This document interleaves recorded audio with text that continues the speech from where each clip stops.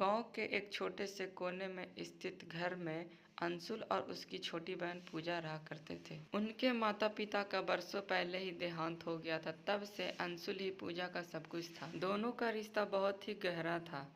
दोनों में खूब प्यार था। लेकिन इस बार रक्षाबंधन के त्योहार के एक दिन पहले पूजा कुछ परेशान लग रही थी। अंशुल ने बहुत बार जानने की कोशिश की, लेकिन पूजा ने कोई न कोई बहाना बनाकर उसे टाल दिया।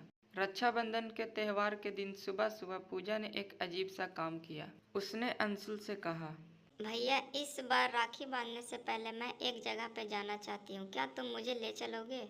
अंशुल को यह प्रस्ताव थोड़ा अजीब लगा, लेकिन वह अपनी बहन के लिए कुछ भी करने को तैयार था। अंशुल ने कहा, ठीक है पूजा, हम जाएंगे, लेकिन यह बताओ कि तुम जाना कहाँ चाहती हो। पूजा ने कहा, पहले तुम वादा करो कि तुम मेरे सवालों का जवाब सच सच दोगे, चाहे वह कितना ही कठिन क्यों न हो।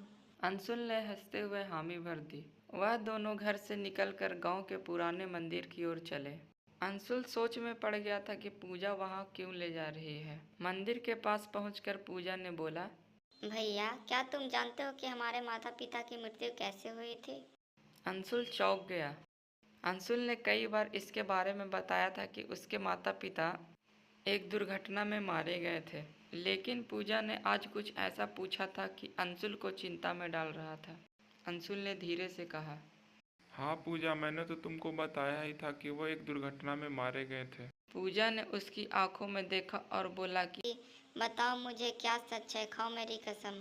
मुझे पता है कि तुम मुझसे कुछ छुपा रहे हो। मैं जानना चाहती हूँ कि क्या सच है, बताओ मुझे। अंशुल के चेहरे का रंग उड़ गया। उसे समझ में नहीं आ रहा था कि वह क्या कहे।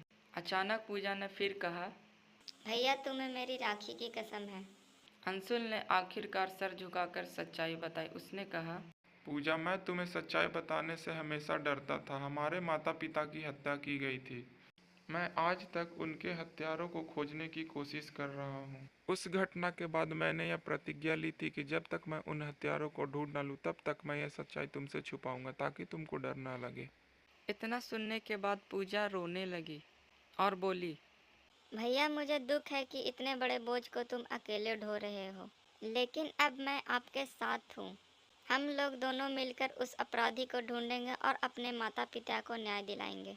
अंशुल अपनी बहन के पास गया और बोला, मैंने हमेशा सोचा कि सच्चाई को तुमसे छुपाकर ही तुम्हारी रक्षा करना है, लेकिन अब मैं समझ गया कि सच्चाई से बड़ा कोई रक्षा कवच नहीं है। उस दिन पूजा ने अंशुल को राखी बांधी और प्रतिज्ञा ली कि वह अपने माता पिता को न्याय दिलाने के लिए हमेशा साथ खड़े रहेंगे। इस तरह रक्षाबंधन के इस पावन पर्व ने उनके जीवन में न सिर्फ प्यार बल्कि सच्चाई और न्याय की एक नई रोशनी भी जगाई।